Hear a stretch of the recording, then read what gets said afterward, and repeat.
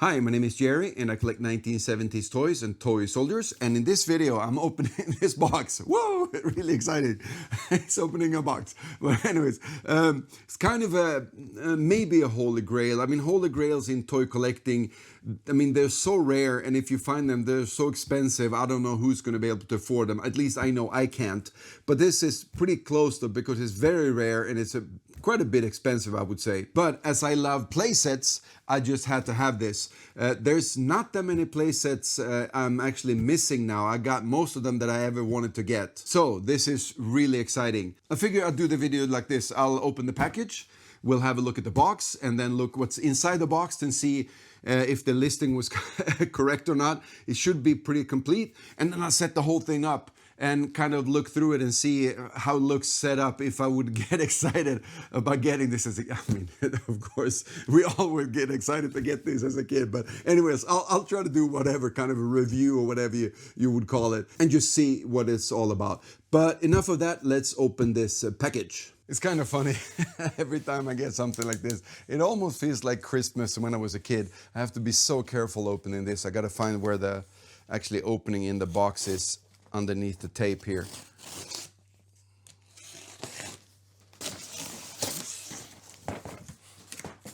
So in the box, there's another box. Double packaging, very nice. Let's open the second box then. Now you can almost tell what's in here. Just the bubble wrap left.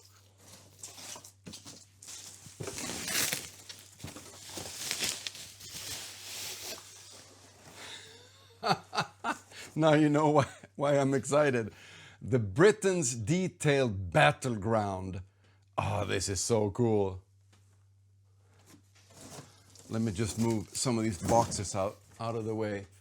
All right, cool. So what's this then? I guess the packaging compared to something like Matchbox and Airfix is not really to the same standard. Just a regular brown cardboard box, and this one is, I mean, you can tell it's kind of water stained, and not but it's probably just from moisture over time.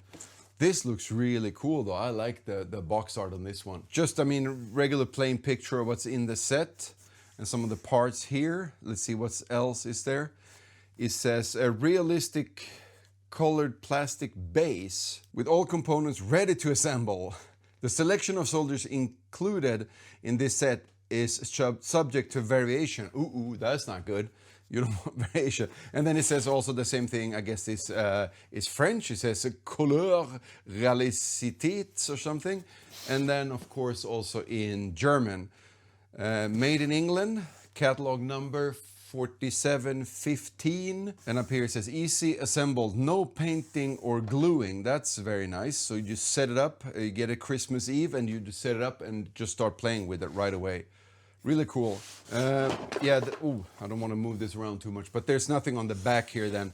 Let's see if we can get in this thing here and how you actually open this thing. There you go. This is so cool. Oh man. I hope this is complete and in good shape. It looks really good on the picture. See if I can get this out of here.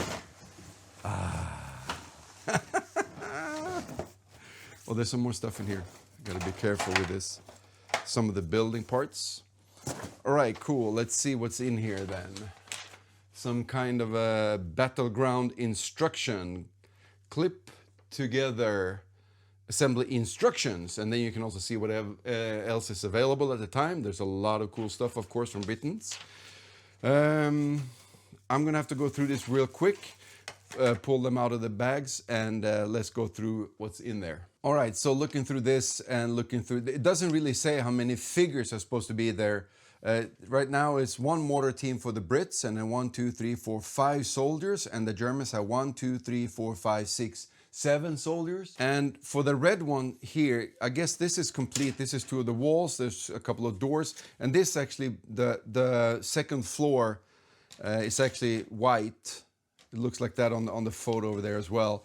And this part here with the white building in the corner looks complete, and I can only tell Can only see that it's one of the corrugated wall fencing, but there's two in here. So I guess there's supposed to be two, but it doesn't say. And a few of the stickers came off. I mean, this age, the glue usually come off like with Legos. They always fall off after a little while. It doesn't say that these two are supposed to be in there, but judging from the box, they are supposed to be in there. Those are not extras.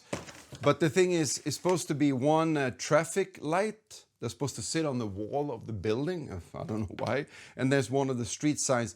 But there's another sign missing, a signpost here. This one here is actually missing. I got this one. So it's almost complete. So I figure this is pretty good, actually.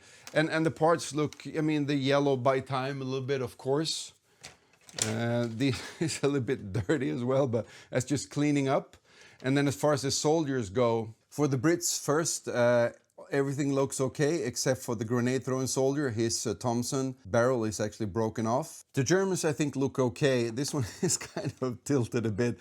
And this guy carrying the ammo box for whatever is in there is missing his gun. And I think the flamethrower soldier, his flamethrower, the front of it, the barrel is broken. So, but these are pretty easy to find and actually add more to the set. Or for this one, I don't know if you should call this a playmat since it's three-dimensional. Sometimes these with age, you know, they crack, but it feels like this is actually a lot sturdier, thicker casting than some of the other stuff like Timpo. So this looks like it held up pretty good, actually. I don't see any problems with this one at all. And you know what? I don't think it's too bad. I think it looks not corny, but it doesn't look that cool on the picture, but I think in real life it looks a lot cooler, actually. And the colors are not as bright as you would expect. They're kind of muted a bit, so it doesn't look too cartoonish and silly. But this is kind of neat. You got the little bunker here where you put the corrugated roof on it. You got a little mortar position here, and then they actually added some sandbags over here on the corner of the street. So this is a pretty good little playmat, I would think. And it's actually pretty good quality. Really cool. But anyways, let's just set this thing up and see how it looks all put together. So that set up pretty easy. I got confused with some of the doors, and there's actually one extra red door. And also realized that traffic light, there's supposed to be another one over there on the white building. And for this one that I didn't, you know, they hadn't put in the description, there's actually a little place for it to put here that where it fits perfectly. I'm not sure if this is going to hold up to put a soldier up here. Yeah, it does. It works fine. That looks really cool. So then you can put them up there, a bunch of them, and maybe through the windows as well. Let's see if I got it right. We don't have a standing rifleman here from the Germans. Let's use the Brit one.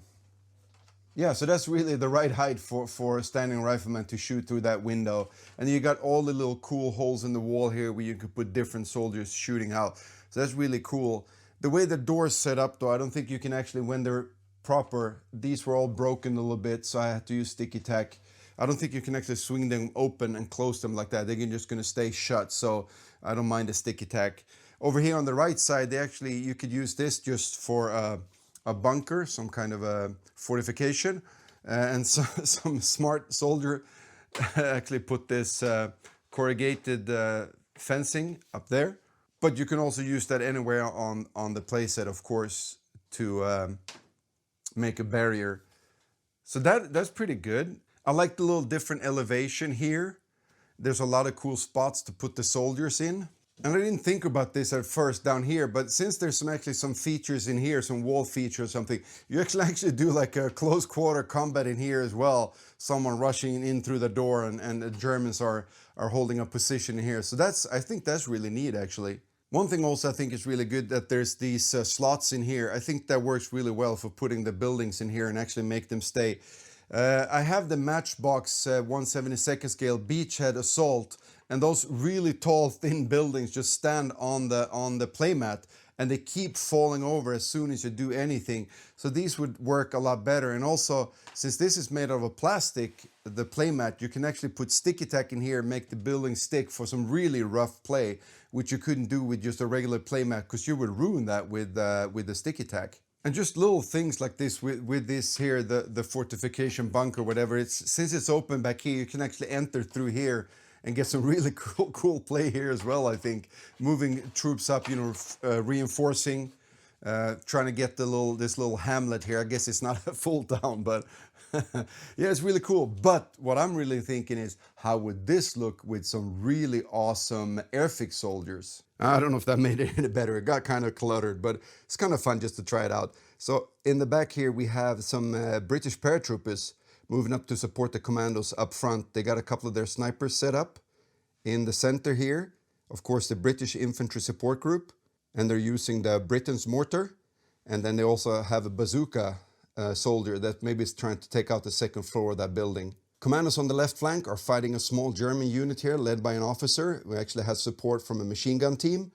Soldiers about to throw a grenade in the midst of the commandos. They're also supported here on the second floor by some riflemen and the machine gun team. Up here in the center, commandos are pushing, but this unit looks pretty strong, also led by an officer, which if you're a wargamer, you know that gives extra credit, right? And then in the rear here, we have some half-tracks coming in to support with machine guns and more infantry. But on the right side here of this side of the British flank, you have a Cromwell tank moving in. So this is going to be pretty decisive. So enough of horsing around. But anyways, some pros and cons with this set, and also some comparison to other sets available at the time.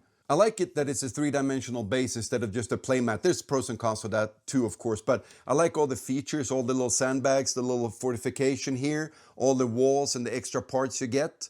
I think the building, the plastic of those looks really durable. The doors have broken the tabs on mine, but that happens a lot with these, like with castles and everything like that, with all the hinges. They usually break. Some of the features is pretty neat, that you can put this one up as a roof over the fortification, or you can set it up just like a wall-off section.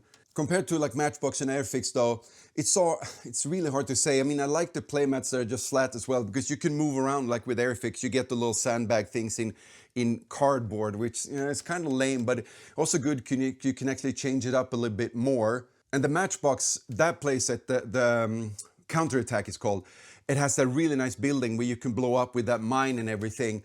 And Airfix, you got the building, you get two bunkers as well. Or I should say pillboxes, firing pillboxes. So it's a tough call. I kind of like this, but I think, I mean, it's always Airfix, isn't there? And then when you get to the amount of soldiers, Matchbox, you got 30 soldiers, 15 from each side. With with Airfix, you actually get two full sets, two full boxes of 28 soldiers, 29 in those play sets. And in this, I got 13 with this, and it's said on the box it could vary, so I'm not sure. Probably these are not just the originals that came with this, but at least I got 13 firing poses. Actually, one is the mortar, and then just 3. So I got 13 soldiers in total, and 3 were not firing poses. So that's pretty good, and that amount seems good enough if you want to play just in this play set. Otherwise, like I said, it gets too cluttered. But if you want to use this playset like a part of your play and put it up in the corner somewhere where the battle is kind of leading into that fortified position with the buildings and everything, I think that's too few soldiers, and the Britons were so expensive to buy loose ones. So I think if I had this as a kid, I would probably mix it up like most of us did anyways, and put in a lot of Airfix and Matchbox soldiers in there. So it's so hard to rate what is better than the others, and I think they all have their benefits and cool features, and I really like this set. But anyways, more playsets coming up, and if you want to see the Matchbox and Airfix, I'll put the link to the videos I did on those if you want to watch those after this, and all that thing, subscribe, like, and all that good stuff. Catch you guys in another video. Cheers.